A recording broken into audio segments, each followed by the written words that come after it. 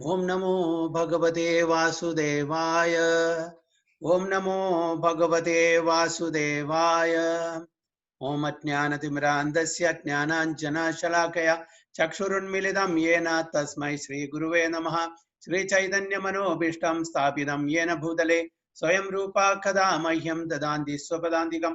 वन्देऽहं श्रीगुरुं श्रीयुतपदकमलं श्रीगुरुं वैष्णवंश्च श्रीरूपं साग्रजातं सगण रघुनाथान्वितं तं सजीवं साद्वैतं सावधूतं परिजनसहितं कृष्णचैतन्यदेवं श्रीराधा कृष्णपादान् सगणललिता श्रीविशाखान्वितंश्च ये कृष्णा करुणा सिन्धो दीनबन्धो जगत्पदे गोपेश गोपिका कान्त राधा कान्त नमोस्तुते तप्तकाञ्चन गौरांगी राधे वृन्दावनेश्वरी वृषभानुसुते देवी प्रणमामि हरिप्रिये वाञ्छाकल्पतरुभ्यश्च कृपा सिन्धुभ्येव च पतितानां पावनेभ्यो वैष्णवेभ्यो नमो नमः। जय श्री कृष्ण चैतन्य प्रभु नित्यानंद श्री अद्वैत गदाधर श्रीवासादि गौर भक्त वृंद। Hare Krishna Krishna Krishna Hare Hare, Hare Ram Ram Ram Hare Hare. Hari Om Tat Sat. Hare Krishna. So welcome all the devotees for today's satsang program. So we are reading from Srimad Bhagavad Gita, chapter 6, Dhyana Yoga, shloka number 8. Jnana Vijnana Triptatma Kutasto Vijitendriya Yukta Idi Uchyate Yogi Samalaushtasma Kanchanaha. Arun Prabhuji, can you please recite this shloka? Jnana Vijnana Triptatma Kutasto Vindriyaha Vijitendriyaha Yukta iti Yuchate Yogi Sama Lostrasma Kanchanaha. Very good. Sachimadaji, translation please. A person is said to be established in self-realization and is called a yogi or mystic when he is fully satisfied by virtue of acquired knowledge and realization. Such a person is situated in transcendence and is self-controlled. He sees everything, whether it be pebbles, stones, or gold, as the same. Very good. So a person is said to be established in self-realization and is called a yogi or mystic when he is fully satisfied by virtue of acquired knowledge and realization. Such a person is situated in transcendence and is self-controlled. He sees everything, whether it be pebbles, stones, or gold, as the same. So here, Lord Krishna says, who is a person who has complete knowledge and who has realized the self? So there are two types of knowledge. Which are those?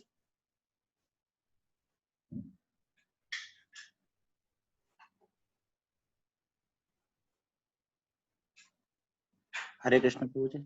Hare Krishna. Spiritual knowledge and the material knowledge, Prabhuji. Okay, spiritual knowledge and material knowledge. So what is this material knowledge known as?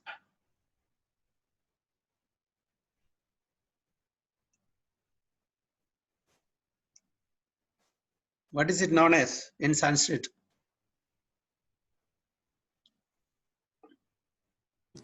Avidya, Prabhu. Yes, avidya. Why it is known as avidya? What is the reason?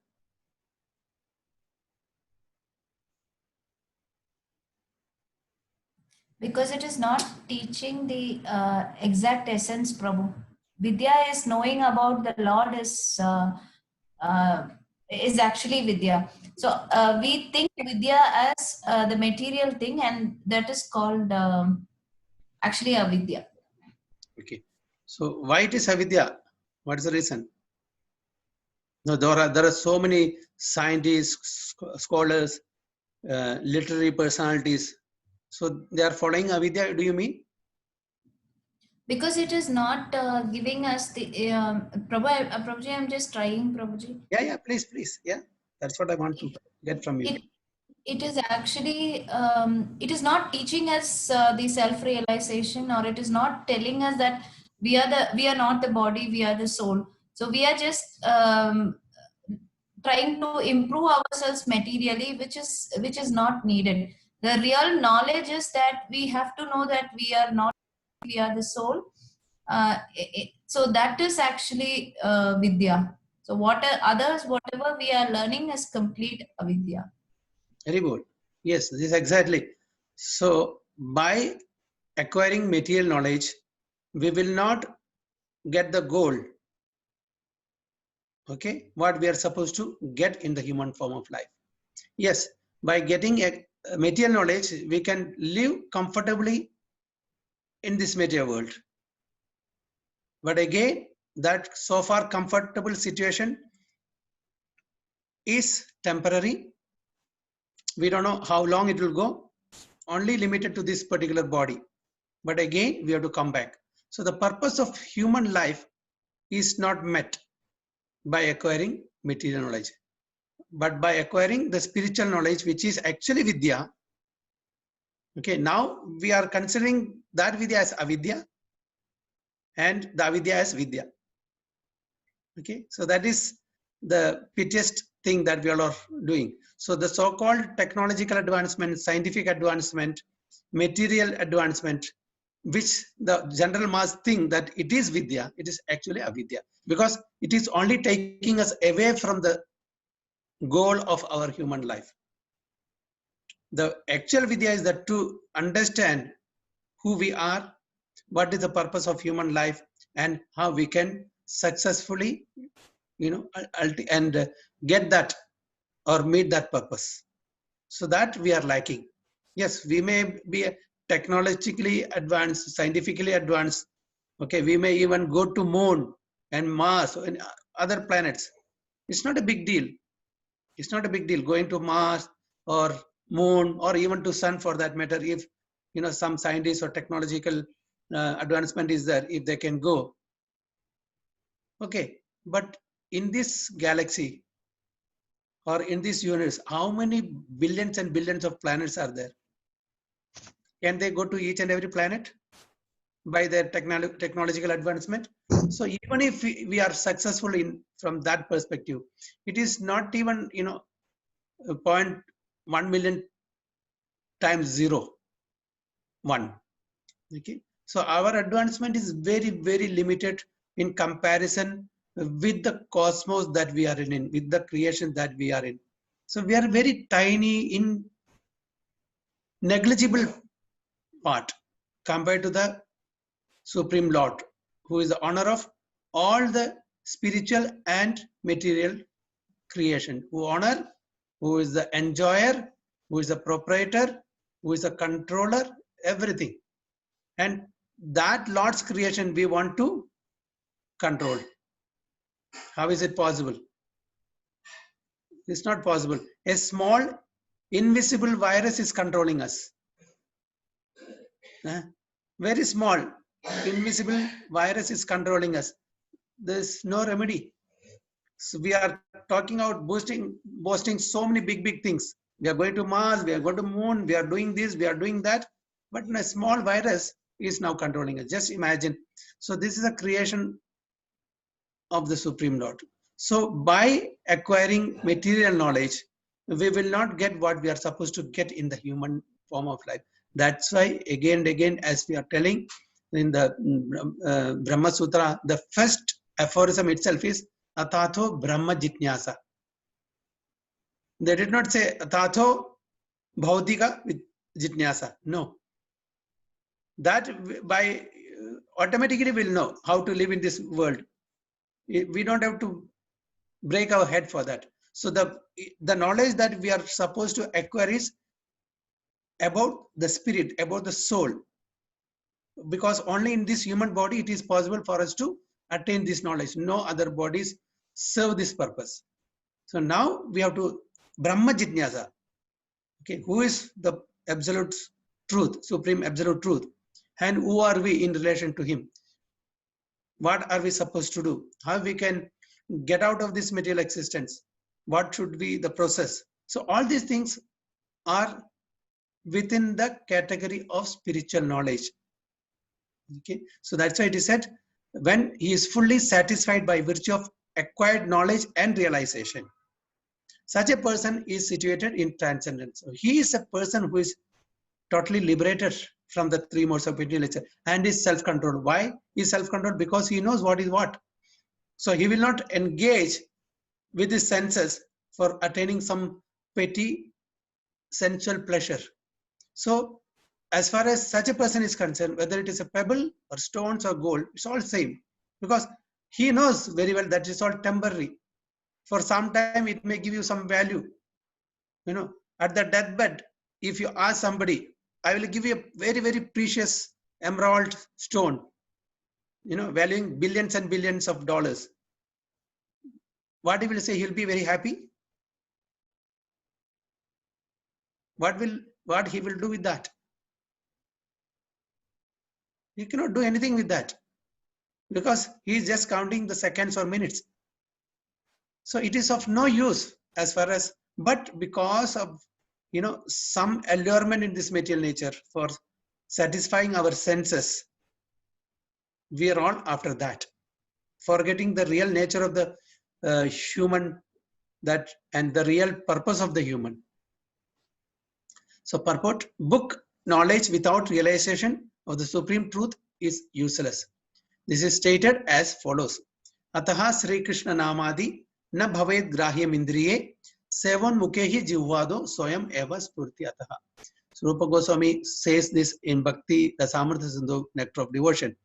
Ataha Sri Krishna Nama Adi. Lord Sri Krishna, his holy name Adi, means his transcendental pastimes, activities, appearance, paraphernalia, leela, all these things, everything is included. Ataha Sri Krishna Nama Adi na bhavet grahyam indriye. You cannot understand, na bhavet grahyam, you cannot grahikya, no, grahan karna. We cannot understand indriye, means our blunt material senses, because we know our material senses have limitation, the imperfections of the material senses. So the appearance and activities and other related attributes and pastimes cannot be understood by our blunt material senses. How can we understand that? Sevon mukehi jivahadu. By only doing seva, service, with what? Jihva. Jihva means tongue. Only by performing service with our sense called tongue. How can we do that? By chanting the holy name of the Lord. Okay, by reciting glorification of Supreme Lord, by reading books like Bhagavad Gita, Bhagavatam, such literatures. Okay, and by honoring prasadam. Okay, so these are the two main activities that we have to do by using this particular sense, that is tongue. So by reading and glorifying the Supreme Lord with the Uttama Shloka, the best of the choices of the shlokas, okay, we are glorifying him. By glorifying him, by discussing matters about him and his pure devotees, and by honoring prasadam, what will happen? What will happen?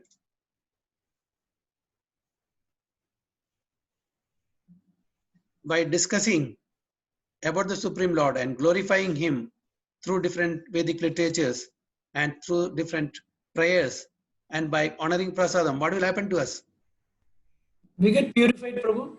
Yes, we get purified, because all the anarthas that we have slowly and gradually, gets destroyed. Okay. Lord Krishna says in Bhagavad Gita, Machchitta Madgada Prana Bodhayanta Parasparam Kathayantasya Mam Nityam Tushyanti Cha Ramanti Cha. Okay. All the devotees, when they come together, what do? They talk politics. Now at least this 1 hour or 2 hour time, we are not, talking politics here.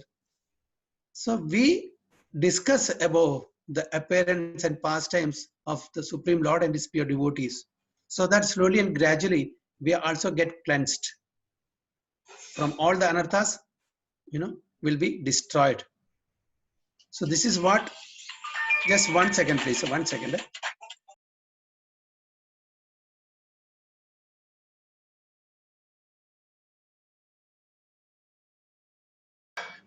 using our tongue in the right way, instead of reading mundane literatures or such books, reading Bhagavad Gita, Bhagavatam, Ramayanam, Mahabharatam, such literatures, it will help us to cleanse all our anarthas and honoring prasadam, definitely. So these two items we can do by using our tongue. Then what happens? Swayam eva spurdhyata. Automatically we'll get the knowledge about the Supreme Lord and his different pastimes and activities. So this is what Sri Rupa Goswami says that in the Nectar of Devotion and Bhakti Rasamrita Sindhu. So to know about Sri Krishna, his holy name, his attributes, his pastimes, all other things, we should employ this particular sense organ that is called tongue. So this is what we are supposed to do. Okay, glorify the Supreme Lord, discuss about his pastimes in the association of devotees, and honor prasadam. This is enough. The rest of the things will fall in place. Okay. So no one can understand the transcendental nature of the name, form, quality, and pastimes of Sri Krishna through his materially contaminated senses.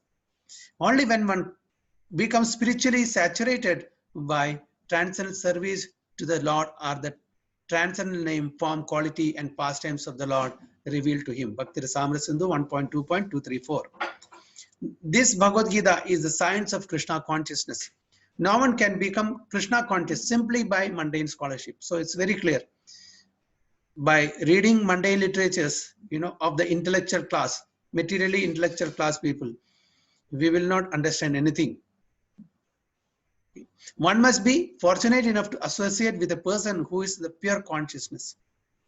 A Krishna conscious person has realized knowledge by the grace of Krishna, because he is satisfied with pure devotional service. Just like if we have an iron rod put in the fire for so long time, what will happen?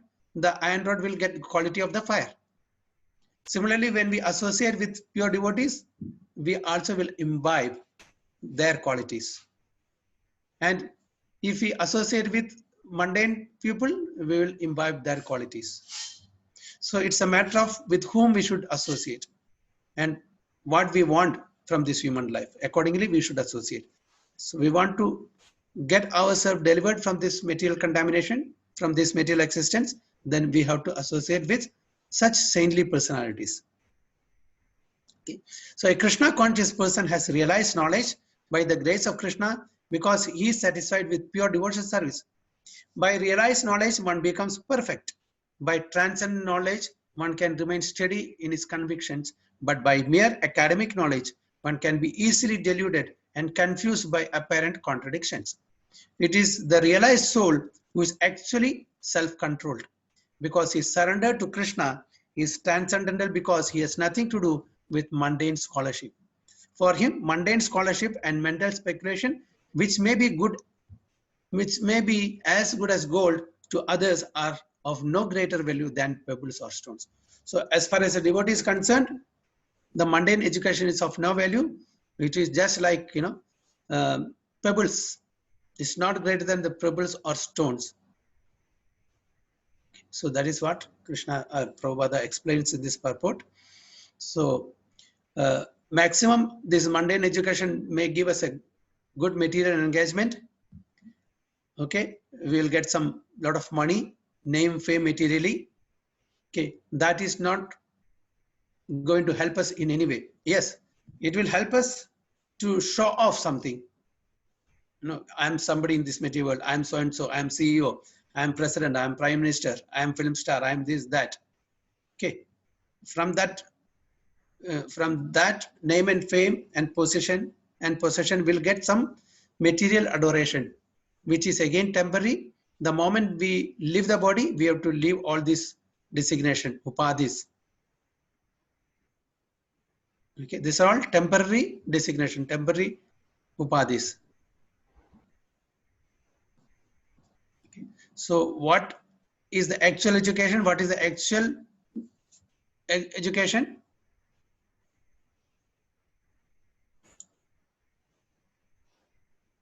No. Knowing about the Supreme Lord, Prabhu. Yes, knowing about the Supreme Lord. So we have to study the scriptures, which is giving us vidya. Then only one becomes, situated in Krishna consciousness. Then we will do material activities to the extent that is required to keep our soul and body together. Not for achieving or attaining some mundane positions or possessions or name, fame, etc. Okay, that will come automatically. Okay, even if you are spiritually well versed, the name, fame will come. We don't have to search and go for the name and fame. Even the rich also, you also will become wealthy. Prabhupada went to America with 40 rupees, isn't it? So he was also materially rich also, in the sense that he, before his departure, 108 temples, big farm communities, worth billions and billions of dollars. Of course, he did not use it for his personal sense gratification. He used in the service of the Lord. So when you are spiritually advanced also, you will get name, fame, knowledge, but we will not get stuck in that. Okay? When we get material positions, designations and all, we'll get stuck. And, we want more and more. The greediness to control, to become the first. I am the wealthiest person in this world. I am the most handsome or beautiful person in this material world. I am the best knowledgeable person in this material world. This keeps increasing as long as we have the tendency to acquire material knowledge and other things. But as far as spiritualist is concerned, whether it comes or it doesn't come is immaterial for him. So this is how we have to understand this. So any comments or somebody wants to share?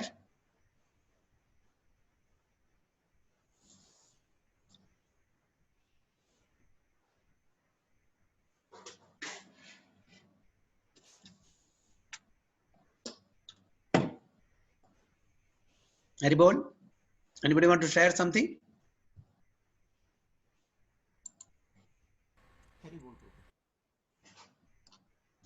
Or some comments? So what are we supposed to do now? Should we stop everything and only read? What are we supposed to do? Okay. After having read and understood something from this para, so what should be our aim?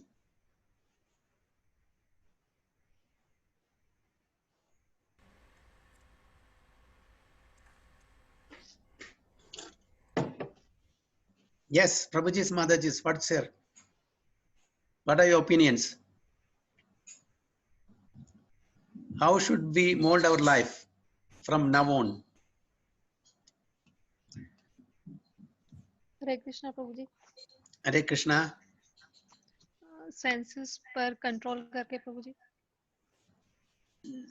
Mayuri माता जी। जी जी प्रभु जी। क्या बताया, सुना नहीं दिया। Senses को control करके प्रभु जी। Senses को कंट्रोल करना है, ऑटोमेटिक हो जाएगा, लेकिन हम क्या करना चाहिए, कौन सा किताबें पढ़ना चाहिए? लाइक भगवद गीता प्रभु जी। यस, भागवतम। तो दूसरा सब बंद करना चाहिए, सही है ना? हाँ जी प्रभु जी। And what about others? What are your opinions? Mataji, yes, Hare Krishna. Yes. Hearing Harikatha, glorifying Krishna, honoring Prasadam, it's also help to purify our mind. Yeah, it will purify our mind, yes. And it's helping to reach Krishna. Okay, thank you, Mataji. No, my question was, should we continue reading mundane literatures or stop? Sure, Prabhu, stop. We only scriptures, Vedas, means Bhagavad Gita and Bhagavatam. Any other devotees? Hare Krishna, Prabhuji. Yeah, we should read the spiritual scripture rather more than this mundane scripture. Mundane scripture we should read, but as much as required, not more than that. very Whatever good. it required to fulfill our Social commitments. daily needs, what I can say. Yes, very good. It's a good reply. Yes, ma'am. So we cannot avoid totally, since we are living in a material society where we are going for material job and all. So we may need to certain things, associate with our job or profession. For example, now Sachi Mataji in the medical field, she has to update herself. Okay, some are in the engineering field and the finance field. They have to update themselves.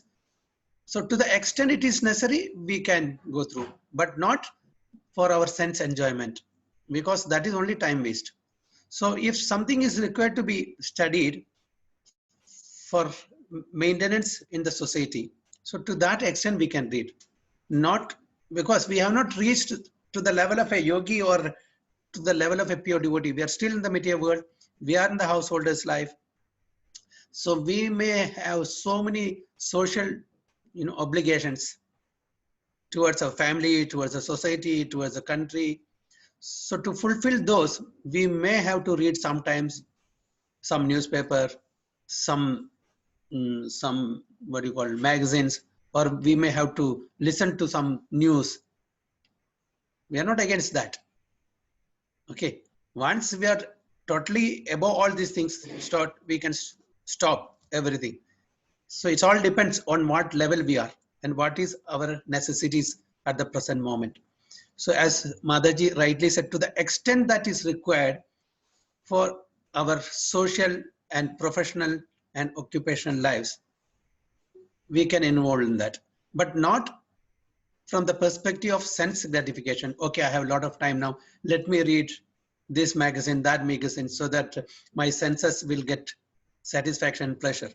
Not from that perspective. You all agree with me? Yes, Prabhuji. Yes. Anybody else wants to comment on that?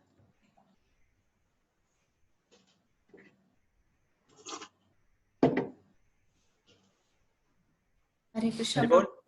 Hare Krishna, yes. Prabhu, the problem is we don't know when to draw that line. Prabhu.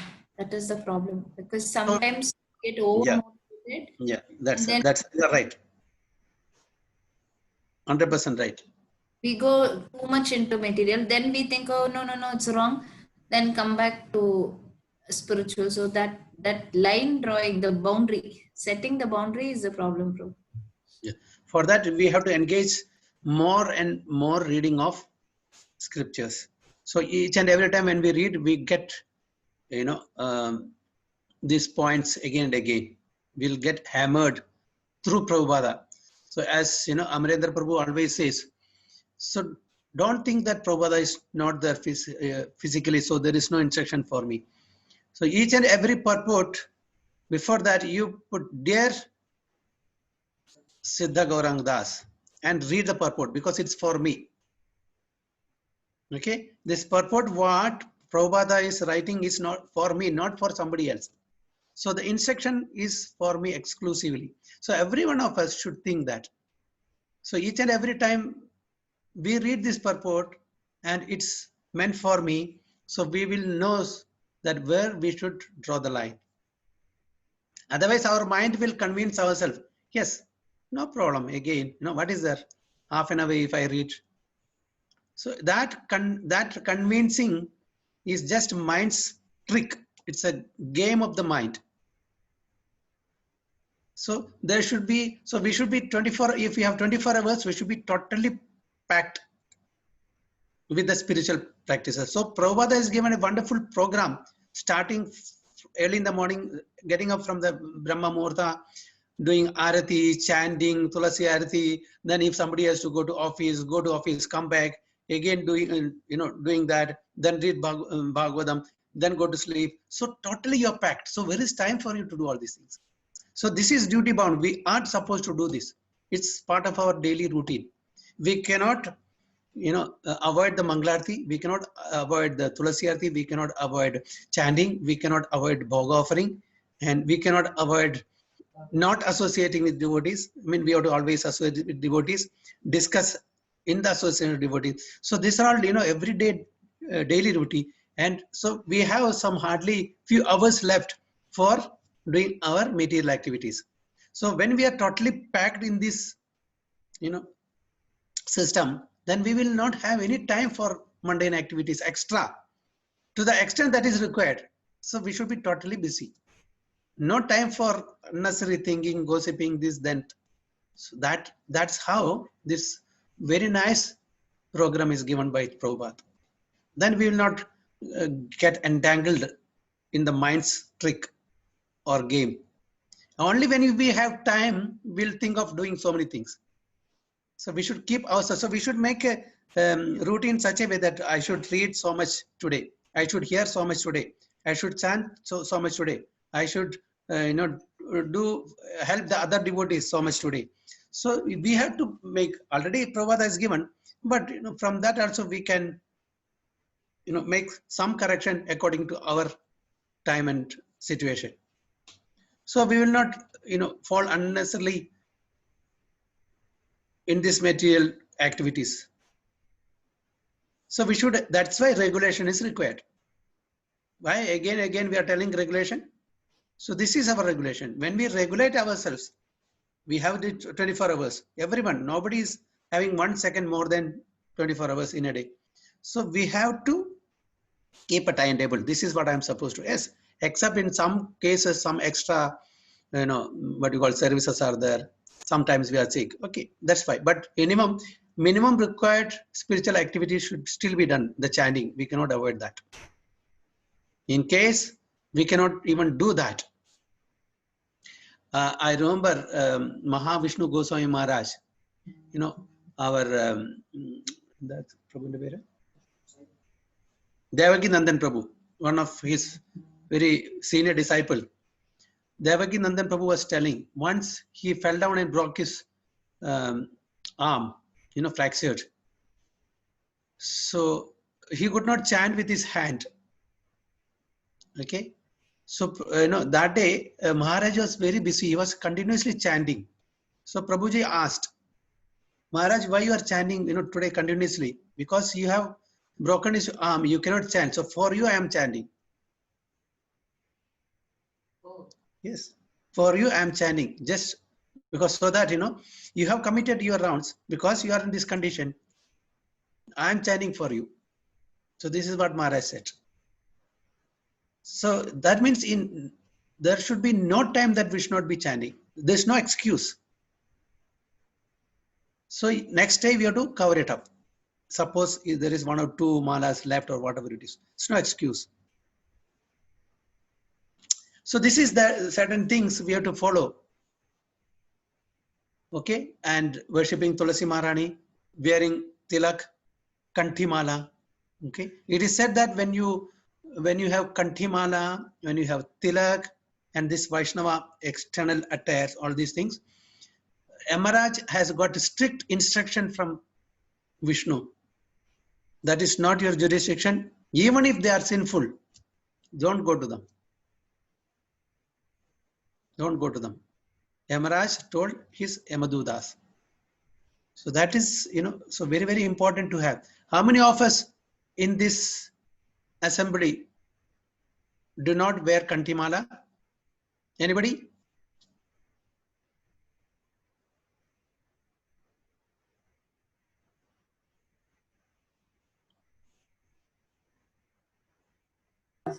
What did you ask, Prabhuji? Yes. ये group में कोई जो कंठीमाला, तुलसी का कंठीमाला नहीं पहना हुआ है? Yes, Prabhuji, I'm not. नहीं है? Yes, Prabhuji, नहीं है, मेरे पास नहीं है, Prabhuji. अच्छा, पहनना चाहिए क्योंकि वही वैष्णव का एक मार्क है, एक प्रोटेक्शन है. जहां तुलसी है वहां यमदूत नहीं आता है, सिर्फ विष्णुदूत आएगा. तो उसके लिए एक क्राइटेरिया है, प्योर वेजिटेरियन होना चाहिए, और this is our system, and no onion, garlic, mushroom, egg or anything. No non-vegetarian totally stop करना चाहिए, including onion, garlic.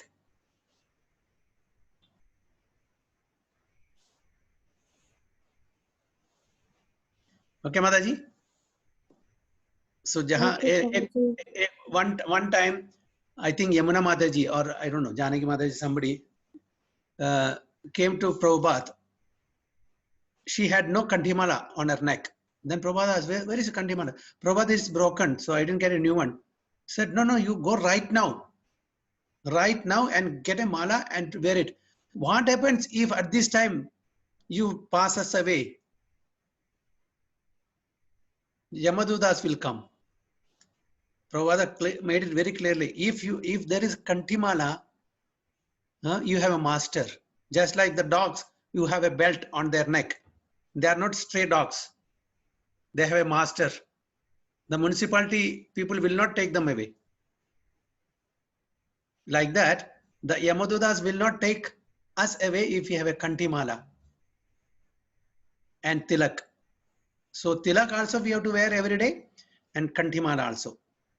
So this is the external appearance of a Vaishnava, and it is reminding us again by wearing kantimala, by wearing tilak and other things. It is reminding us every day that we are supposed to maintain certain qualities of a Vaishnava. Just like, why do we have uniform for police, doctors, and other such occupation? Why do we have? In any form they can go, any attire. Why do we need, Sachi Mataji, why do you need this uniform of a doctor? To identify ourselves, Prabhu. Yeah. Apart from that,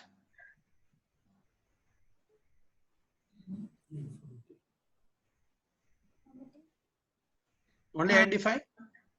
Aruna spelling uniformity, Prabhu. Uniformity. And apart from that, have you taken some vow? Yeah, before we get the degree. Yes. What vow is that? I don't know.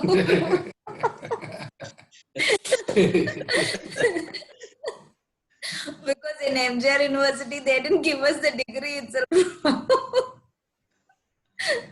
So for such occupation like doctors, police, defense, army and all, there are certain vows that they have to take. Even, prime minister, president, all the ministers and all, MLAs, MPs, they take some vow. What is that?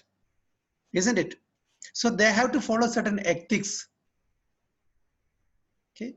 If a police come, they can arrest anybody and go if somebody is there. In the this thing, civil form, if they come, can do the same activity? No, difficult, because by the uniform we can identify, and they will adhere to the ethics of that particular occupation. It is a reminder for the police that he is the person supposed to protect the citizens, not to harass them. Of course, the present time the people are doing different things, but that's something different. But they are supposed to, this is to remind them, I have certain ethics to follow. So similarly, Vaishnava address is also to remind us again and again, as a Vaishnava, I am supposed to follow certain ethics, supposed to live a particular lifestyle.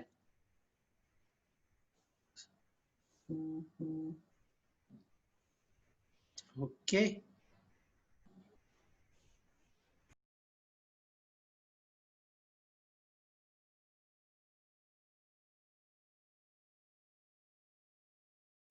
Anybody wants Kanthimala? Who are not wearing, and who wants to wear? Yes, Prabhuji, I want. You want? Okay. Jiveshwari Mataji, you have a spare? Hare Krishna Prabhu, yes Prabhu, with me, I have. So please Sure. do a seva of giving one to Sure, Vandana Prabhu. Mataji. Sure, I will give. Okay. Okay. Hare Krishna. Or Sachi Mataji, whenever you are ordering some stuff from Vrindavan, please ask them to send some more Kandimal also. They will do that. Yes, Prabhu. Sure, Prabhu. Okay. Yes, Prabhu. You or Sarida, whoever it is, or Sarvapalak Prabhu, sometimes you are getting some, deity clothes under from Vrindavan, so you can Actually, ask now them. only we set them, Prabhu. It's already packed actually from Vrindavan. Okay, no problem. We will have in our BBT. Okay. So this time you can, Mataji, you can take it from Jiveshri Mataji. Okay. So my request is, Okay, Prabhuji. yeah, my request is those who are not wearing, when the last time I remember, Vidwan Gauranga Prabhu from Mayapur, he had come for teaching Bhakti Shastri. He's a very strict person, very knowledgeable person. He came and so we called him for prasadam. So he was staying with Sakhi Sundari Mataji. One day we called him for prasadam. So I went directly from office to her house and picked him up and came home. So he was already in the tilak. So when I came home, I just freshened myself, changed my clothes and everything. So I did not put tilak. So he said, "Where is the tilak? Why you are not putting the tilak?" I said, "Prabhuji, when we are only in the morning and evening we are putting tilak." No. Put the tilak and come. So even in the afternoon, he told me, "Go and put tilak." So this stick there. Okay. Haribol. So we'll go to the next. 6.9. Suhrun mitrari udasina madhyastha deshva bandhushu sadhu sabicha papeshu sama buddhir vishishyate. Yes, Mayuri Mataji. Hare Krishna Prabhuji. Hare Krishna. सुहृत् मित्र अरि उदासीन मध्यस्थ द्वेष बन्धुषु साधुषु अपि च पापेषु समबुद्धि विशिष्यते. Very bold. And Parag Prabhu, translation. Hare Krishna Prabhu. A person is considered still further advanced when he regards honest well-wishers, affectionate beneficiaries, the natural meditators and envious, friends and enemies, the pious and the sinners, and all with the equal mind. A person is considered still further advanced when he regards honest well-wishers, affectionate benefactors, the neutral mediators, the envious, friends and enemies, the pious and the sinners, all with an equal mind. So here, Lord Krishna is explaining about a person who is on the Uttama Adhikari platform. A person who is on the Uttama Adhikari platform, the character will be like that. They consider everyone, irrespective of who they are, well-wishers, affectionate benefactors, the neutral mediators, the envious, friends, enemies, the pious and the sinners, all with an equal mind.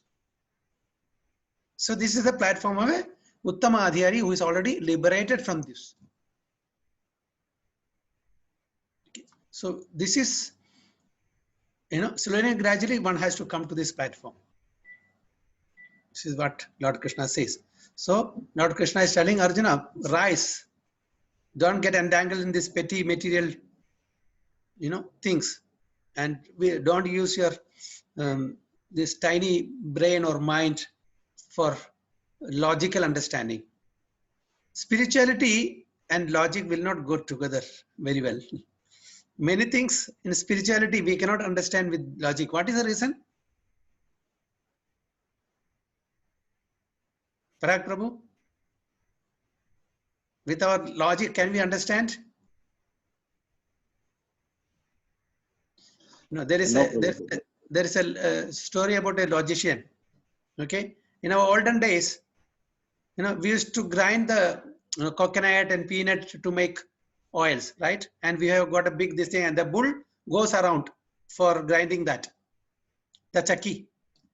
Nowadays we have got machines and mechanism and everything for grinding, mixie and so many other things, grinders, big grinders. But in the olden days, you know, so the one farmer was doing this job. Okay, so and farmer engaged this bull for grinding this, you know, peanut or coconut or whatever it is for making oil. So he was also simultaneously working in his farm, in this paddy field. And this bull is going around and around and around and grinding this stuff. So a logician came there. The logician was surprised. The bull is unattended, and how this bull is working without the supervision of the farmer.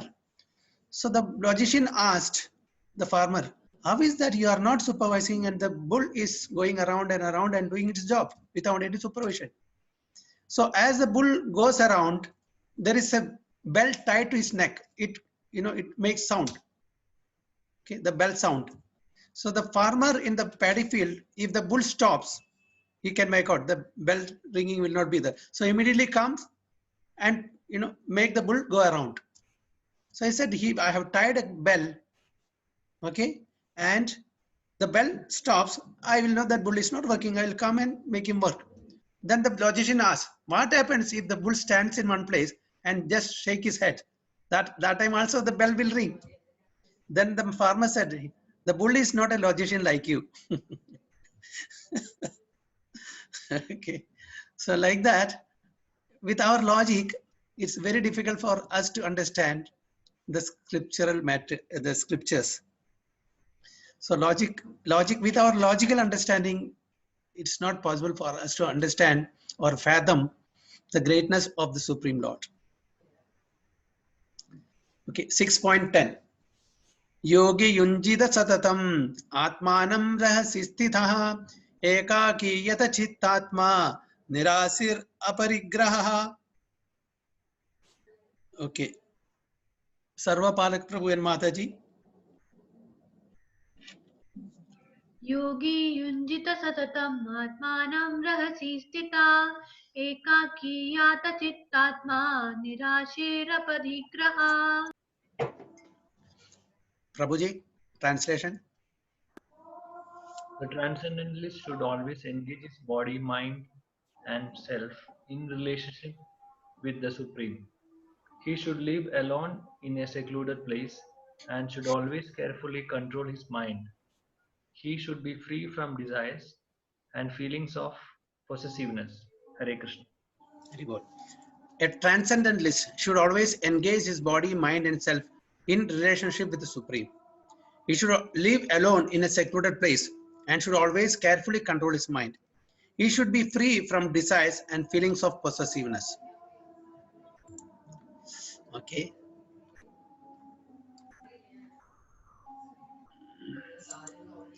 So here it's talking about the transcendentalist.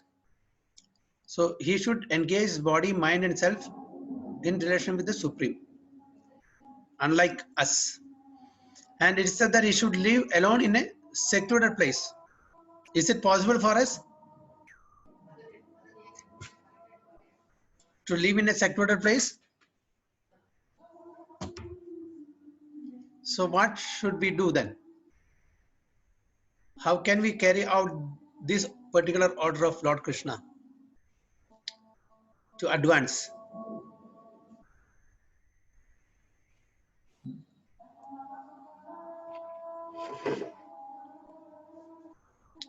What's the option?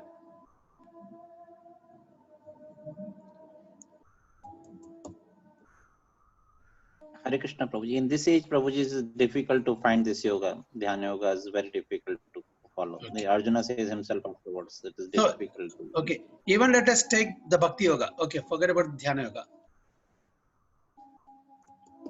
It is also transcendentalist. How can we engage body, mind, self in relation with the Supreme? How we can do? You know, there says Rupa Goswami has given 64 items of devotional service, which he has reduced to the 5 items. So one of which is Dhamvas. So if Dhamvas possible, Not always. So what we should do? Wherever we are, we can make that place as Dham, Prabhu. Like continuously Yes. So, we think about Krishna, do the devotional service, then we can make that place as Dham, Braja. very good. Very good.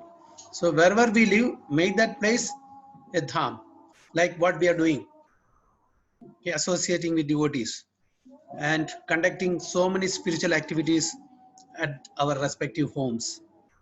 So that becomes automatically a dham. So even if you live in a dham and your consciousness is contaminated, you are not living in a dham. So dham means it's our consciousness. So whether you are living in America or Europe or India or Middle East, if our consciousness is Krishna consciousness, that place is dham. So physically we may be in Vrindavan or Dwaraka or Mathura or Rameshwaram or Kashi, wherever, but our mind is not there, dwelling on sensual objects. Then we are not in dham. We will not get the benefit of the dham. Yes, we may get some benefit because of the the quality and the purity of the dham, but that is very, very negligible. Okay. Just like when we are chanting the mantra, but our mind always goes here and there. So we will not get the desired result of the attentive chanting because we are inattentive. But still there is result, but not the desired result. What is the desired result here? Okay. Because we are chanting, although even though what you call unconsciously or subconsciously or without meaning, without understanding the meaning, because it is holy name, it has its own benefits. But when we chant attentively, without committing any offenses, we can derive the 100% result. Isn't it? So every spiritual activity is like that. So we should not do this out of duty or out of fear. We should do this with love. Then we can, relish it. Susukham kartum avyayam. Okay. Susukham.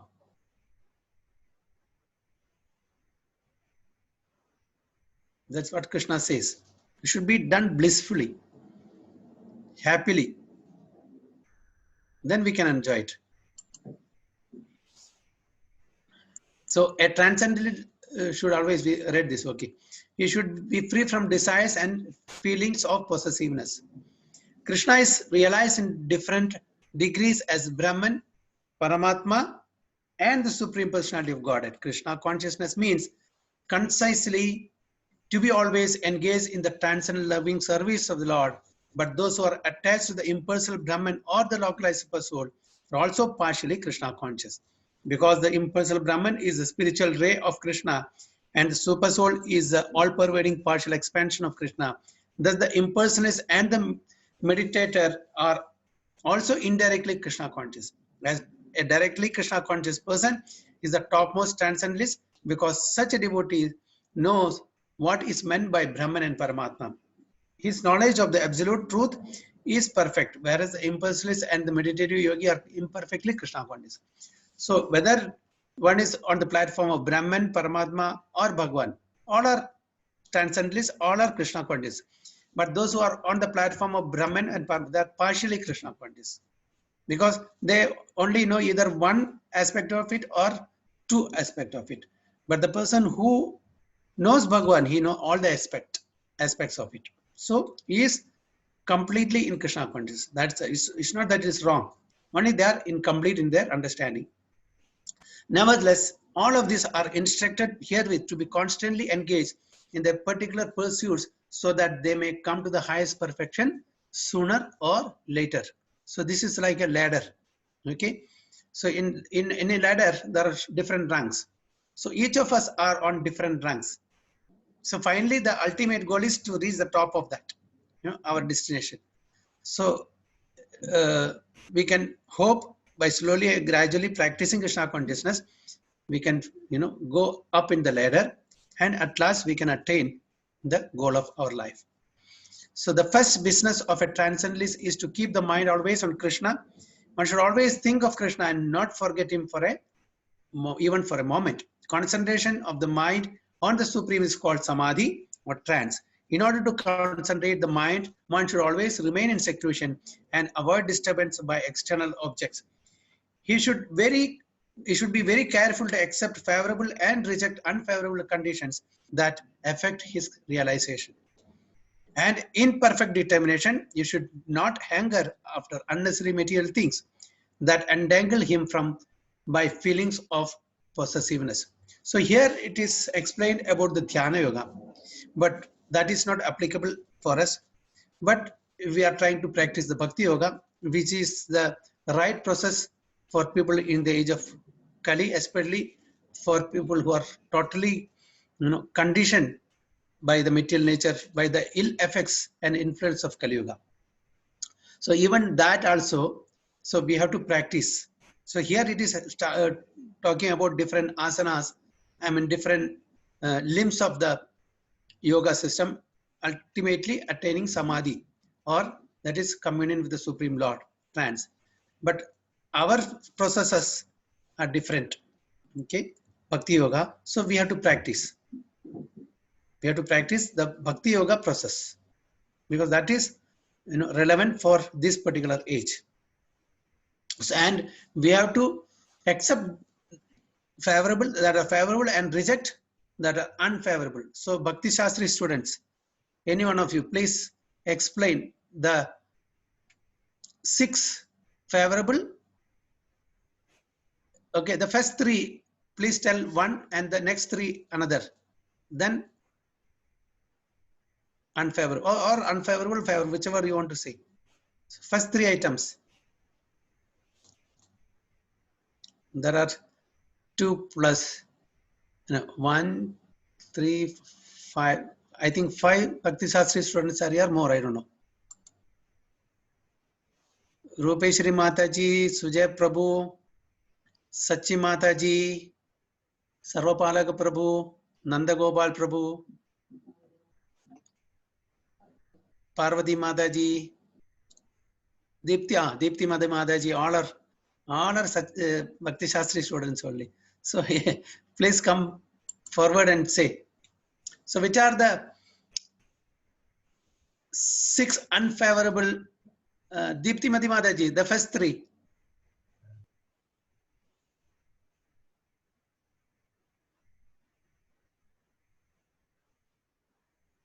You are there?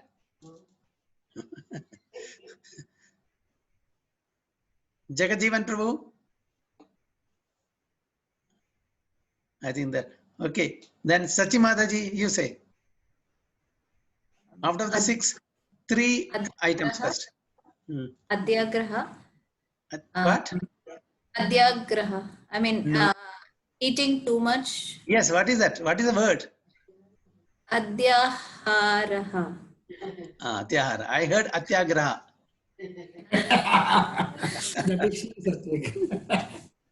Then over-enduring, Prabhu.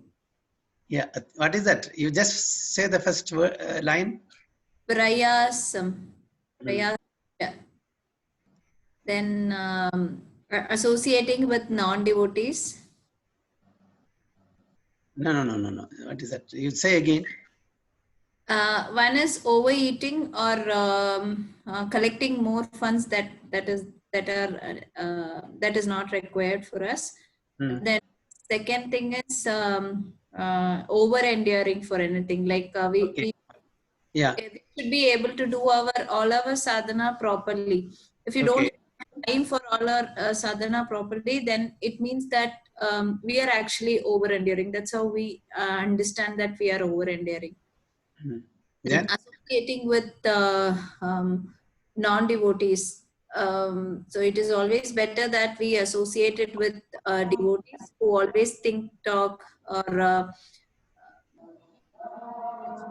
sadhu sangha. So, yeah. So now, what is the third one?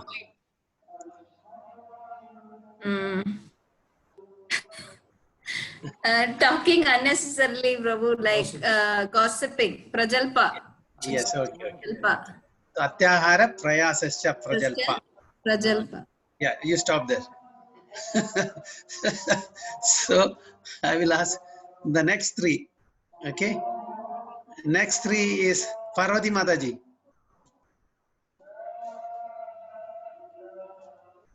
Prabhu, next is Sangas. What is that? Niyama. Yeah, Niyamagara. So what is the meaning of Niyamagara? Scriptural rules and regulation only for the sake of following them. Okay, good. Then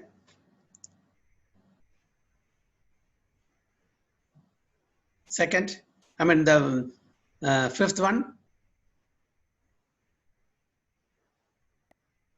Janasangas. Yeah, what does it mean? It means associating with worldly minded people. Very well. Then sixth one. Laulyam. What is Laulyam? Ardent longing or greed. Yes, greed. Greed for what? Greed for mundane achievements. Yes. Okay. So Atyagraha, Atyahara Prayasascha, Prajalpo Niyamagraha, Jana Sangascha Laulyamcha, Shadbir Bhaktir. What will happen? Vinashyati. Vinashyati. Very well. Okay, these are the 6 unfavorable for devotional service. And there are 6 more favorable. Okay, which are those? Sujay Gaurachandra Prabhu. The first 3. Hare Krishna Prabhuji. Yes. First is Prabhu being enthusiastic. Yeah. Utsaha. Loudly. Utsaha Prabhu. Yeah. Enduring with confidence. Yes. Then the third one is Prabhu, patience Prabhu. Patience Prabhu. Okay. What is that Sanskrit word for that?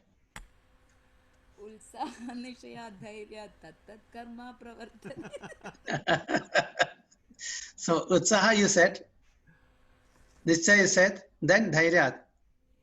Yes, Prabhu. What is it? Enduring with confidence, Prabhu. Okay. Nischayat? Nischaya is being enthusiastic. Confidence, Prabhuji. Sarvapalak Prabhu. What is that 3? First, explain. Hare Krishna. Hare Krishna. Utsahan, Nischaya, and Dhairya. What, can you give me the exact word meaning? Utsaha is being enthusiastic. Yes.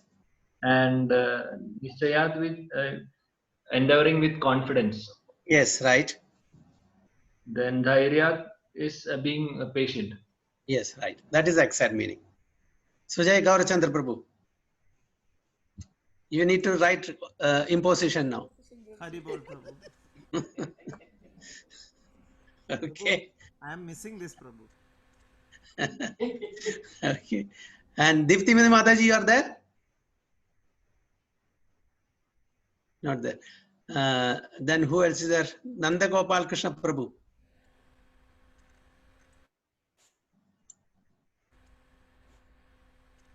Not there? Hare Krishna Prabhuji, Danda Pranam. Danda Pranam, yes. What are the other 3? Other 3, following the footsteps of the previous Acharya Prabhuji. Yeah. Then? And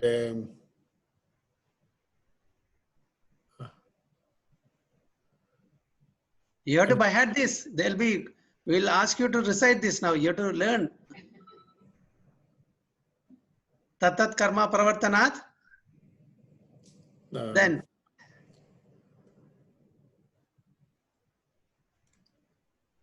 Okay, then I will pass it on to Rupeshri Mataji. Ulsaha nishaya dhairyat tattat karma pravartade sangat Tatat karma pravartanat. Sorry. Tattat karma pravartanat sangat yago sato vritte shadbir bhaktir prasiddhadi. Okay. So what is the meaning? Already told na Prabhuji. Sarvapala Prabhu. Ulsaha means enthusiasm, Prabhuji. Yeah, that's fine. The last three. Last three. Yeah, Sangatyaga, abandoning the association with the devotees, Prabhuji, non-devotees, sorry. Okay. Yes. Abandoning the association of non-devotees. Yes. Then last, Sadovrite. Following the previous footpath of previous acharyas, Prabhuji. Okay. Yeah. Yeah, tell me. Sorry. We have to follow the regulatory principles, abandoning the association of non-devotees and following the footsteps of previous acharyas.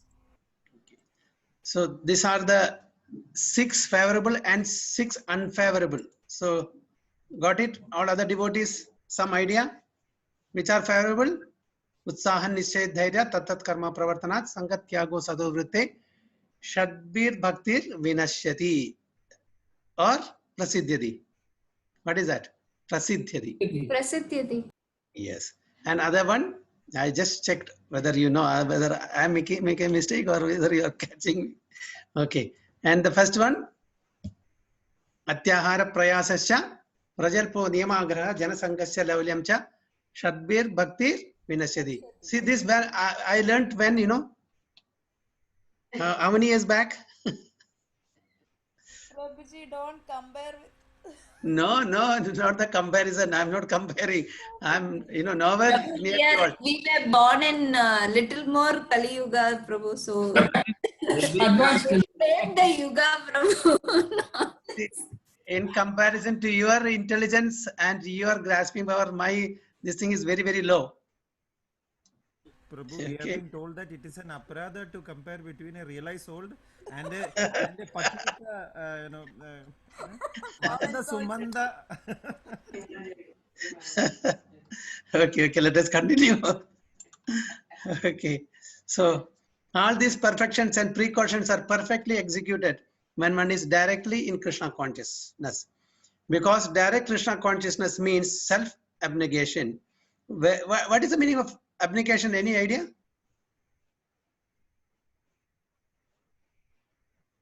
Application means practicing, Prabhuji. Oh, self-practicing. Okay. Wherein there is very little chance for material possessiveness. Srila Rupa Goswami characterizes Krishna consciousness in this way. Anasaktasya vishayan yatarham upayunjata nirbandhe Krishna sambandhe yukta vairagyam uchyate. Okay. Who can translate this?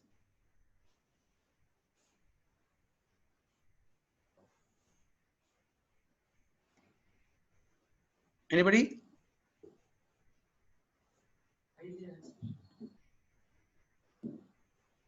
Okay, let's read. Okay.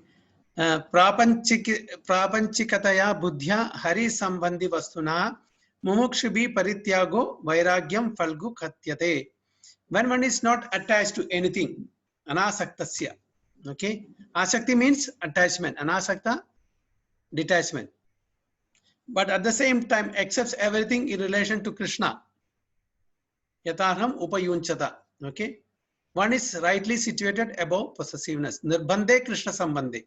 So what is that? Everything we should use in the service of Krishna. Krishna sambandhe. Nirbandhe. What is that called? Yuktam vairagyam uchyate. So that is called yukta vairagya.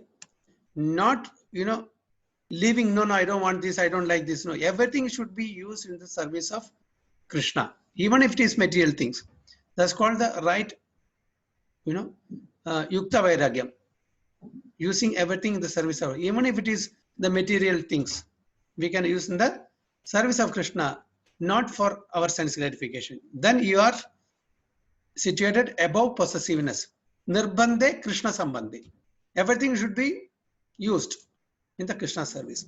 On the other hand, one who rejects everything without knowledge of its relationship to Krishna is not as complete in his renunciation. So telling that this is all material and I don't want to use it, I reject everything. So he is not an actual renunciant. That's what Rupa Goswami says. Bhakti Rasamrita Sindhu 1.2, 255 to 56. Okay. A Krishna conscious person well knows that everything belongs to Krishna and thus is always free from feelings of personal possession. As such, he has no hankering for anything on his own personal account. He knows how to accept things in favor of Krishna consciousness and how to reject things unfavorable to Krishna consciousness. He is always aloof from material things because he is always transcendental and is always alone, having nothing to do with person not in Krishna consciousness. Therefore, a person in Krishna consciousness is the perfect yogi. Okay. So, who is a perfect yogi? A person who is totally in full Krishna consciousness. And he will not say, okay, this I'll reject, that one I will reject. They will take everything at use in the service of the Lord. If somebody says that no, these things are material, I will not use it, they are not a perfect renunciant because they are scared. So whatever are there, your name, fame, position, possession, your knowledge, even the material knowledge. That's why Prabhupada says, you materially you become PhD. He is not telling you don't study anything. Use that knowledge in devotional service. Usually, acharyas will never say that. Usually, okay, acharya will say, why you are going and getting material knowledge? It's not necessary. Study only, Vedas. Yeah, that's in one perspective right. But here, the Vaishnavas are so compassionate because with our material knowledge, we can impart this knowledge. We can have very good, link with the materially oriented people, and we can convert them as spiritualists or as devotees. So cultivate even material knowledge and use it in the service of Lord. Don't reject telling that it is material knowledge. It's avidya, yes, but that avidya also can be employed in serving Krishna. You got it?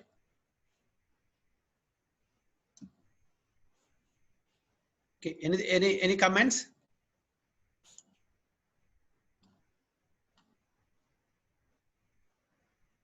Haribol?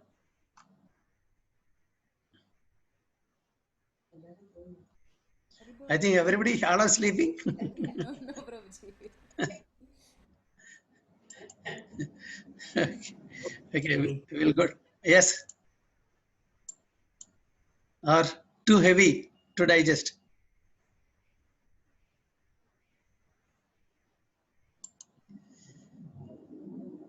Okay, 6.11 and 12.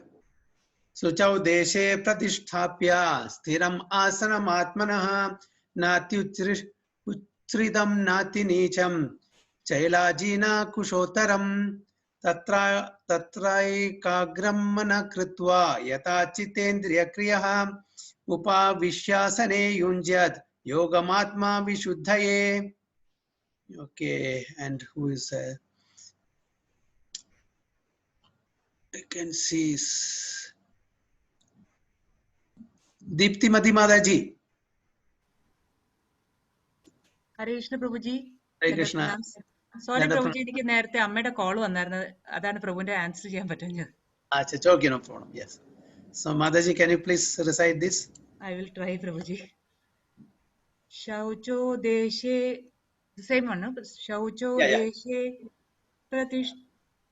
pratisthapya stiram asanamatmanah nati uchritam nati nicham chailajina kushotaram tatrekagram mana kritva yata chittendriya kriyaha upavishyasane yunjyat yogamatma vishuddhaye.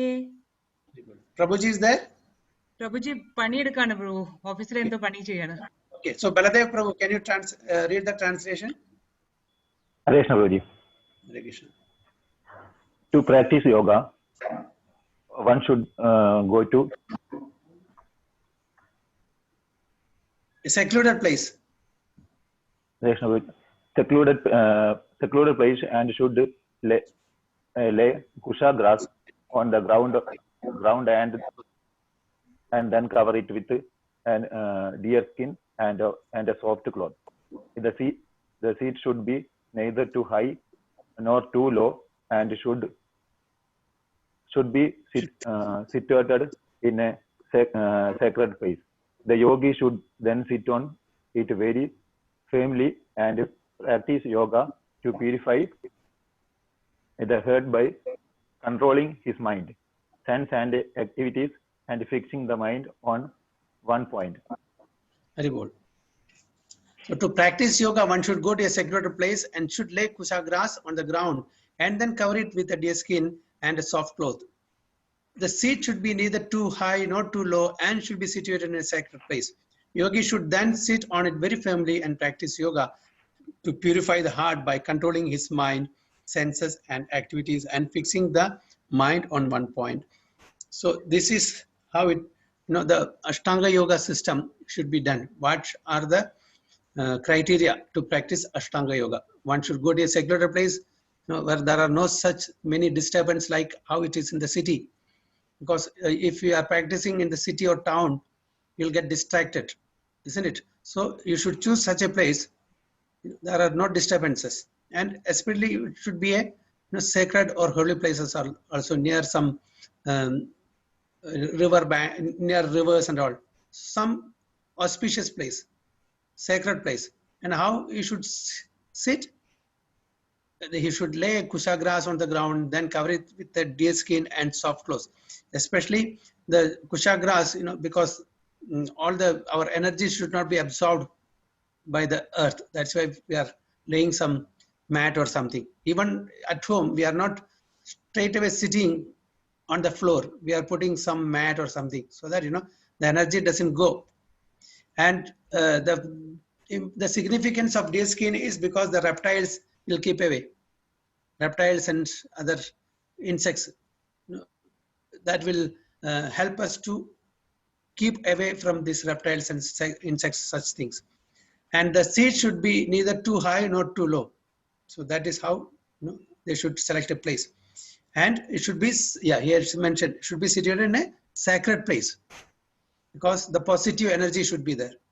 The yogi should then sit on it very firmly and talk. So erect, one should sit in some particular asanas, then practice yoga to purify the heart by controlling his mind, senses and activities and fixing the mind on one point. So the purpose of all these things is just to control the mind and senses and fixing the mind on the super soul. Okay, so sacred place refers to places of pilgrimage. In India, the yogis, the transcendentalists or the devotees all leave home and reside in sacred places such as Prayag, Mathura, Vrindavana, Rishikesha, Haridwar, and in solitude practice yoga where the sacred rivers like the Yamuna and the Ganges flow. But often this is not possible, especially for Westerners. The so-called yoga societies in big cities may be successful in earning material benefit, but they are not at all suitable for the actual practice of yoga. One who is not self-controlled and whose mind is not undisturbed cannot practice meditation. Therefore, in the Brihad Naradiya Purana, it is said that in Kali Yuga, the present Yuga or age, when people in general are short-lived, slow in spiritual realization, and always disturbed by various anxieties, the best means of spiritual realization is chanting the holy name of the Lord. So in the present time, in the present Yuga, such practices are very, very difficult. This Ashtanga Yoga. So because it's very difficult. Everywhere, wherever you go, disturbances will be there. You cannot go to a secular place. Even in the forest, people are there. So will be disturbed. And especially in the age of Kali, it is not possible. So what is possible is Bhakti Yoga. Okay. So this is the system that is recommended for people in the age of Kali. Even the characteristics of people in the age of Kali are not favorable for doing this Ashtanga Yoga. So what is the yoga that is recommended? Bhakti Yoga. The chanting the holy name of the Lord. Hare Krishna, Krishna Krishna, Hare Hare, Hare Rama, Rama Rama, Hare Hare. So Hare Nama, Hare Nama eva kevalam. Kalau nasti eva gadanandya. There is no other way, there is no other way, there is no other way except chanting the holy name of the Lord. Chanting the holy name of the Lord, chanting the holy name of the Lord. So this is what the scriptures recommends. In this age of Quranic hypocrisy, the only means of deliverance is chanting the holy name of the Lord. There is no other way, there is no other way, there is no other way. So this is what we should practice in the age of Kali. Okay. So any comments or somebody want to share?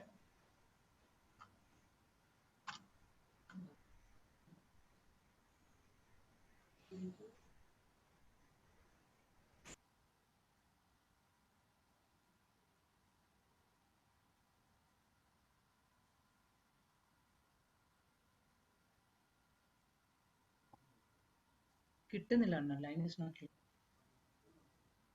Tomorrow I said I'll call up the line. Haribol. Somebody wants to share something?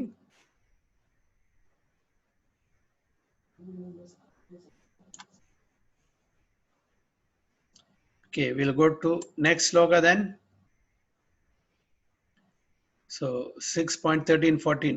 Samam kaya siro grivam dharayan achalam stiraha samprekshya nasikagram swam dishashchanavalokayan prasantatma vigadabhi brahmachari vrate stitaha mana samyamya machitto yuktashida matparaha. Okay, Mayuri Mataji and Parag Prabhu, you can read.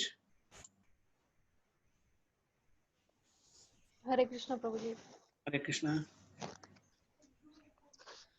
Samam kaya shiro grivam dharayan achalam sthira samprekchanasikagram swam dishashchan avlokayan prashantatma vigatbhi brahmachari vrate stita mana sanyam machitto yukta asita matpara. Reward. Prabhuji's translation. Hare Krishna. One should hold one's body, neck, head erected in the straight line and stare steadily at the tip of the nose. Thus, with the unagitated, subdued mind, devoid of fear, completely free from the sex life, one should meditate upon me with the heart and make me the ultimate goal of life. Reward. One should hold one's body, neck, and head erect in a straight line and stare steadily at the tip of the nose. Thus, with an unagitated, subdued mind, devoid of fear, completely free from sex life, one should meditate upon me within the heart and make me the ultimate goal of life. So, how the sitting posture should be, as far as this Ashtanga Yoga is concerned, and they should sit erect in a, the body, neck, and head, everything should be in a straight line, not bending, erect, and stare steadily at the tip of the nose. We should see at the tip of the nose, then with an agitated, subdued mind, without any fear, completely free from sex life, one should meditate upon me within the heart and make me the ultimate goal of life. How can we meditate within the heart? On what form?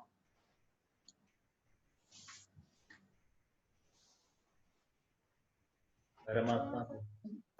So what is the form that we see while meditating?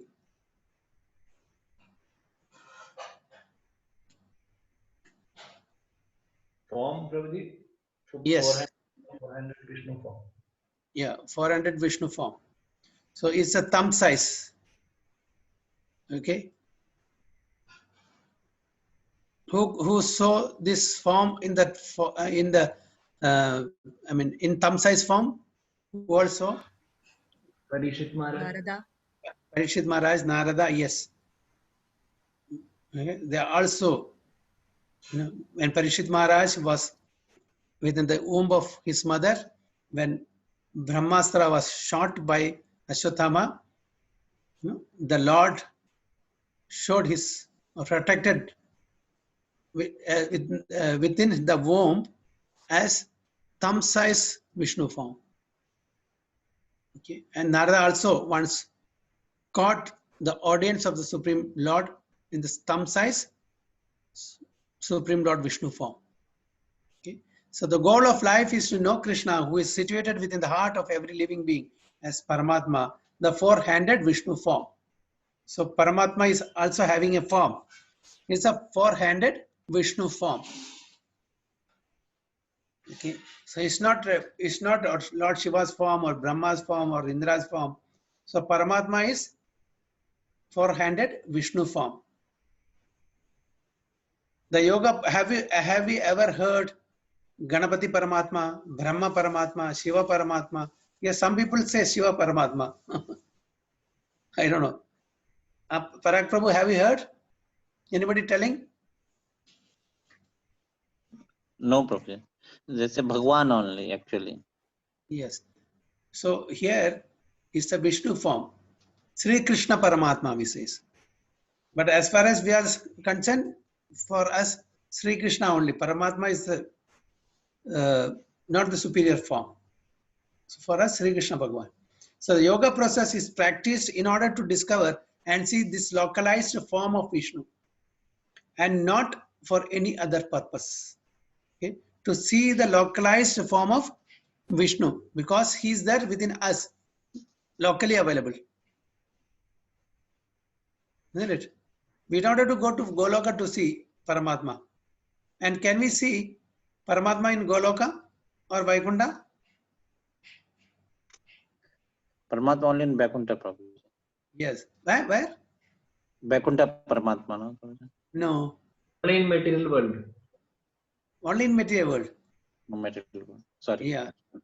In Vaikunta, it's Vishnu, Bhagwan form. Paramatma is only in the material world. Okay. Brahman is also in this, above the material world. It is in the spiritual sky. Okay. So the localized Vishnumurti is the plenary representation of Krishna dwelling within one's heart. One who has no program to realize this Vishnumurti is uselessly engaged in mock yoga practice and is certainly wasting his time. Krishna is the ultimate goal of life, and the Vishnumurti situated in one's heart is the object of yoga practice. To realize the Vishnumurti within the heart, one has to observe complete abstinence from sex life. Therefore, one has to leave home and live alone in a secluded place, remaining seated as mentioned above. So, one cannot do yoga while engaging in sensual activities, especially the Ashtanga Yoga. It is not possible. One cannot enjoy sex life daily at home or elsewhere and attend a so-called yoga class and thus become a yogi. So Prabhupada is hammering the so-called yogis of the Kali Yuga who are running so many yoga societies. Okay, it is okay as far as the, making our body fit. That's fine. Apart from that, we will not get any spiritual benefit. One has to practice controlling the mind and avoiding all kinds of sense gratification, of which sex life is the chief. In the rules of celibacy written by the great sage Yajnavalkya, it is said, Karmana manasa vacha sarvavastasu sarvada sarvatra maithuna tyago brahmacharyam prachakshade. The vow of brahmacharya is meant to help one completely abstain from sex indulgence in work, words, and mind at all times, under all circumstances, and in all places. So the brahmachari is supposed to follow this. Okay, so that is the vow of brahmacharya. A person who is adhering to the brahmacharya ashrama, so they are supposed to abstain from sex indulgence in work, words, and mind at all times, under all circumstances, and in all places. So only to facilitate, such brahmacharis are sent to Gurukula to be guided by a spiritual master, gurus, who are expert in training such brahmacharis. So no one can perform correct yoga practice through sex indulgence. Brahmacharya is taught, therefore, from childhood, when one has no knowledge of sex life. Children at the age of 5 are sent to the Gurukula or the place of spiritual master, and the master trains the young boys in the strict discipline of becoming brahmacharis. Without such practice, no one can make advancement in any yoga, whether it be dhyana, jnana, or bhakti.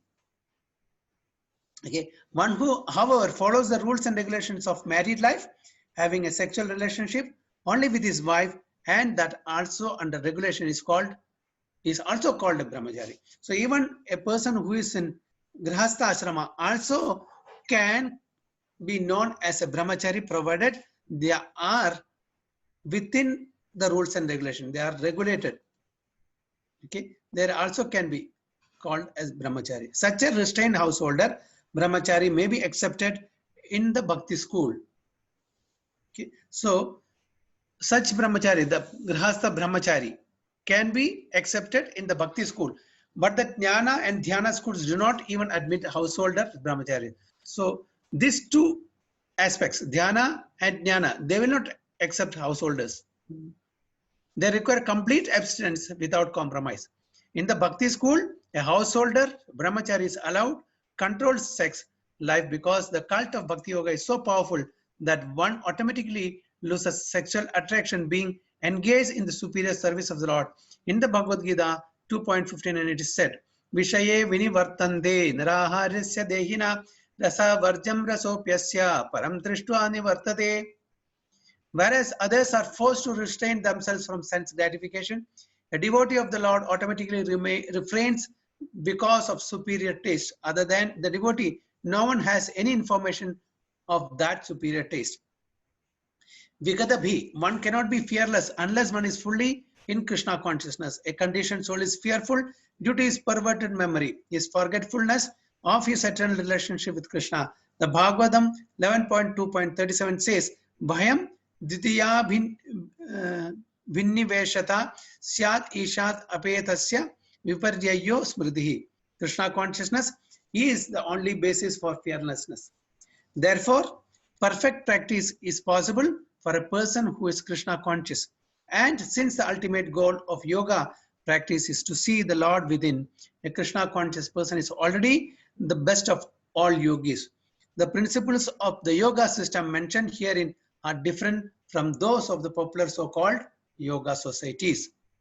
Hare Krishna. So a Krishna consciousness is only the person who is in fearlessness. That is the basis for fearlessness. Why so?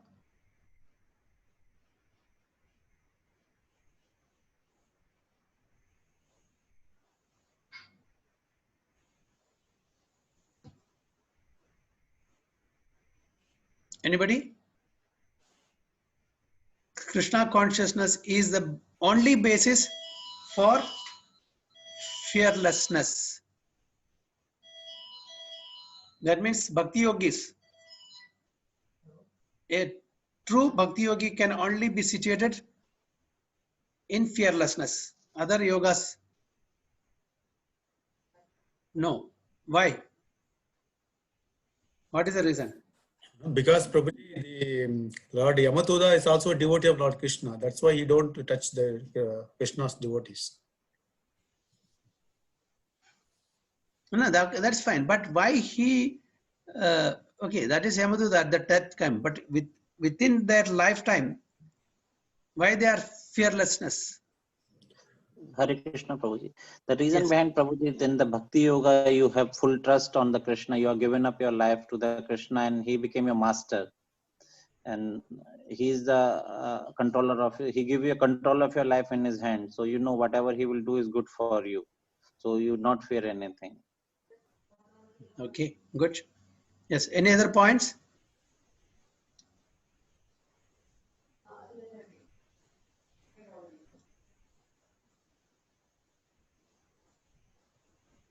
So in other, for example, other yoga system, why they are not situated in fearlessness? Hare Krishna Prabhuji. Hare Krishna. Prabhuji, I'm not sure, but in other yoga system, there is always a possibility of repeated death and birth. But once we are in Krishna consciousness, we are sure that our death and birth cycle will be finished once and for all. Okay. So we don't have to be afraid of death because we Okay. are going to be going back to Godhead. No more death. Okay. Any other points? Other devotees?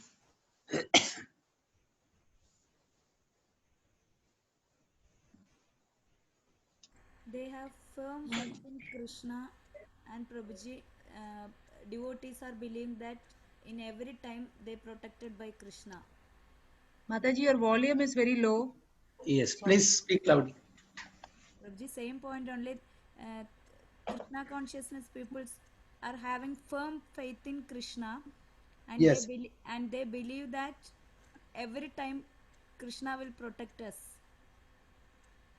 Hari Bol. Yes. Hare Krishna, Prabhu. Yes, Hare Krishna. I'm just trying, Prabhu. Yeah. For Dhyana Yoga, probably like many sages also, they fell down, Prabhu. So even when sages can fall down from their position, it is easy for us. So that is why, in Dhyana Yoga, they are always fearful. Then Karma Yoga, we are mainly, we are doing only for our own sense gratification, Prabhu. We are not like doing things that is satisfying to Krishna, the Supreme Master. Okay. And like for an example, we can say like why a Krishna conscious person is fearless is because we are, it's like we are going back to our father. We are now separated from our father, that we are always in that anxiety and stress and all that. But once we are, it is like a child. When they go back to their parents, they are in a comfortable position. So because we know that, we are fearless. Good. Thank you, Mataji. Anybody else?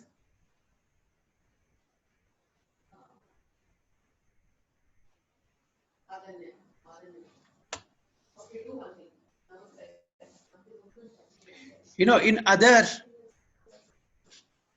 yoga system, okay, like Karma Yoga, Dhyana Yoga, Jnana Yoga, a conditioned soul is fearful due to his perverted memory, his forgetfulness of his eternal relationship with Krishna.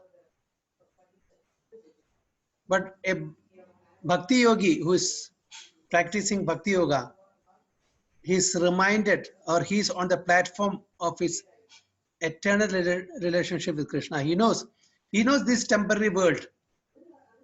So what is permanent is only the eternal relationship with Krishna. Others, when they lose something, especially those who are doing fruitive activities, when they are losing their pious credit, they will have to come back. They are afraid of losing that. When I have so much money in the bank, okay, and something happens to the bank, I'm afraid what will happen to my money in the bank. Am I safe? What about the security? Okay, what about the dhyanis? Dhyanis, they are, most of them are doing for mystic power. What will happen if the mystic power is diminished? So they are afraid. So we don't know how long this mystic power will be there. Isn't it? The moment Lord Krishna disappeared from the face of this earth, what happened to Arjuna? What happened to his Gandiva? It is to show, as long as Krishna is there with us, everything will work fine. But not the Brahman and not the Jnanis. Jnanis are always afraid of losing their scholarship, name, fame as best scholars, best philosophers. They are all having something or the other to be afraid of losing. A Krishna conscious person, a Bhakti Yogi, a devotee, is least bothered about losing anything. Whether he gains or whether he loses, all one and same. Just in the previous verse we learned whether it is a pebble or stone, or whether it is a diamond or ruby or any precious gem for them, it is equal for them. They know the impermanence of this material nature.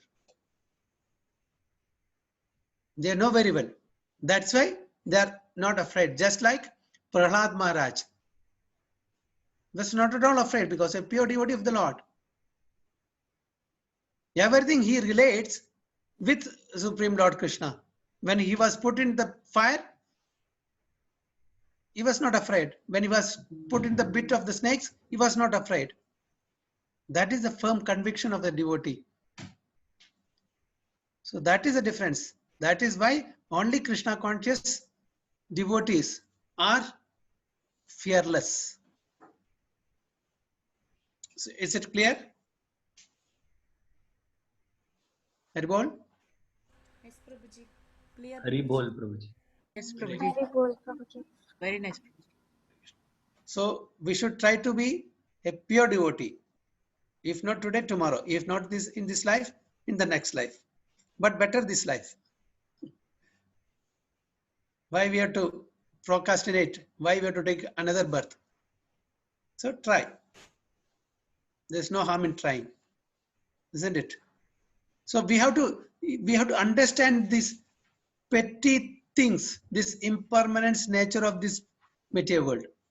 When we understand that, then we can slowly and gradually move to that state of consciousness. Okay, just like last week only, I think, I said about, Yudhishthira Maharaj was asked 100 questions by Daksha, right? So one of the best question, Daksha is asking, what is the most surprising thing in this world? So he said, ahani ahani bhutani gachanti ha yamalayam seshasthavar michandi kim ascharya madapadam. Okay, every moment we are seeing people are going to Yamalok, or father is going, mother is going, children are going, relatives are going, uncles are going, cousins are going. Every day they are dying. Every day we are seeing it is our own eyes in front of us. Everything is happening. Okay, they are all going. At least where they are going, at least let us say that's what he says, Yamalayam. Okay, Yamaraj is keeping an account, so they have to be there for the judgment. So every moment people are dying from this material world, leaving everything, all their possession, name, fame, everything. Ahani ahani bhutani gachanti ha yamanam shesha sthavar michanti.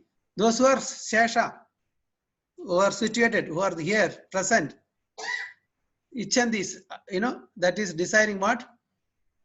That I will be here forever. I will be situated forever here. I will not, I will not have to go. I don't have to go. I am permanently situated here. This is what the people who are remaining here, seeing every day, all others are going, but I am here permanently. So, Kim Ascharya Madaparam, what more surprising is that than this? This is what Yudhishthira Maharaj is telling. So, every one of us thinking that this place is in a permanent situation for us. We are here for permanently this material world. That's why we try to, amass wealth, name, fame, possession, everything, atyahara. So this is everybody's, situation. So one should come out of that. Should very clearly understand these are all temporary things. Today or tomorrow, we are going to lose it. How long can we hold these things? No. This permanent, impermanent nature we should understand and try to cultivate Krishna consciousness and follow in the right footsteps of the previous acharyas so that we can get delivered from this material existence. Hare Krishna. Okay, so I will stop here. Sharing. So please put on your cameras.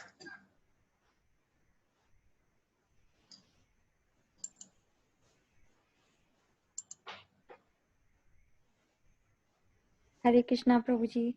Hare Krishna, Dandavat Pranamaji. Pradam, Prabhuji. Yes. Prabhuji, don't say Dandavat Pradam. We feel very awkward. We are very junior to you. There's no junior, senior, Mataji. All are. We are all. Prabhuji, you are very senior devotee to me. Sama. So that's why I feel very awkward.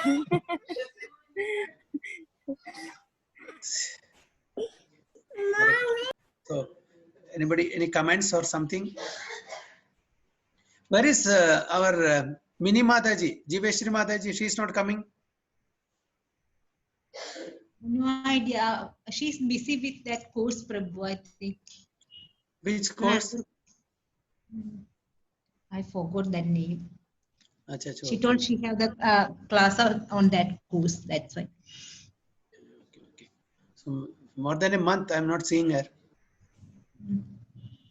And she come from office 7:30 like that. Okay, now. Okay.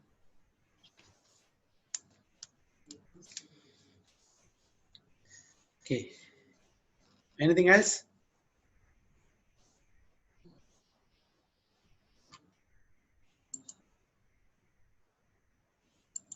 I'm not seeing that gallery view. Where is it? Where is that?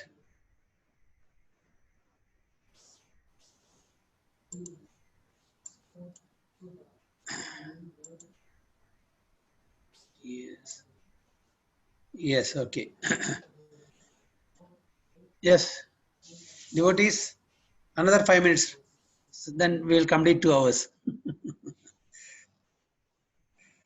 Our target is completing 2 hours. At least instead of gossiping, at least 2 hours we'll be away from other things. Isn't it? Every one of us. Otherwise, we'll use this time something mundane. Yes. Yes, Mayuri Mataji. Mayuri Mataji, आप IDC course कर रहे हो ना? तो आप सच्ची माता और अपना अरुण प्रभु जी अभी रिसेंटली किया है, तो उनसे कुछ हेल्प ले सकते हो. Okay, Prabhuji. Okay, so he will also be able to guide you. Yes, Parvati Mataji is also there. Parvati Mataji, is better you can guide her. Recently you did that, no? Yes, Prabhu. Just guide her because she doesn't have any idea. She's doing in Hindi, not in English. ठीक. Okay, so once you get, then you can tell Shilpa Mataji and Meenu Mataji. Okay. So just contact Parvati Mataji when you are free. Please help her to understand what exactly it is. Sure, Okay. Prabhu. Yes. Anytime you can call me and I'll call Any, you. yeah. Give me your line phone number or mobile number. Mataji, आपका land number दे दीजिए उनको. Yeah, sure, Prabhuji. I will share, Prabhuji. Okay, then she will call and you can discuss what exactly it is, what is the exam, what sort of questions. Okay. Okay. Hare Krishna. Hare Krishna, Prabhuji. Anything else?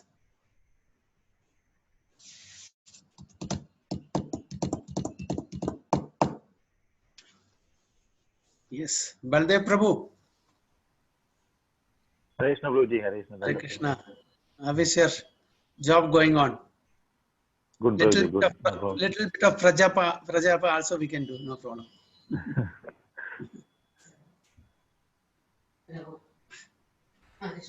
Baldev പ്രഭു കണ്ടിട്ട് കുറേ നാളായി. Anything else? Or shall we stop here? Okay. If nothing. Hare Krishna, Prabhu. Yes, Prabhuji, yes. Prabhu, somebody was saying you are following the footsteps of Sri Leela Prabhu. Hari Leela Prabhu.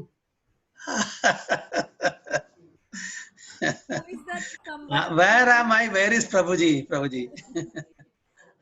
What is my position? Oh, there is a saying in Malayalam. What is that? എന്റെ കാര്യം എനിക്കും അള്ളാഹ്ക്കും മാത്രമേ അറിയുള്ളൂ എന്ന്. Okay, like that. There are devotees who are staying in Dham, following very nicely, adhering to all the rules and regulations. They are charged up devotees, Prabhuji. You all know because you have associated with him for more than a month, right? Very charged up devotees. One should have a very firm conviction to take such a decision of the material life and go and stay in Dham. Isn't it? It's not easy. It's not easy. Many people go and come back. Just like it is a decision, like, even after, working here 30 years, 40 years, they go, enough is enough, we'll go to their country, hometown. Then after a few months, they cannot get adjusted, they will come back here. Many people are there. Isn't it? We have seen with our own eyes. Whatever money they have, they spend and they become pauper, they come back again. Even after 30, 40 years, they want to come back because they cannot get adjusted to that sort of environment there. So this is our position. This is having a good job, good atmosphere, good position in a company. They are living everything and going and settle down for nothing, doing seva. So this is really great. So, but that is the what you call the firm conviction of devotees and service.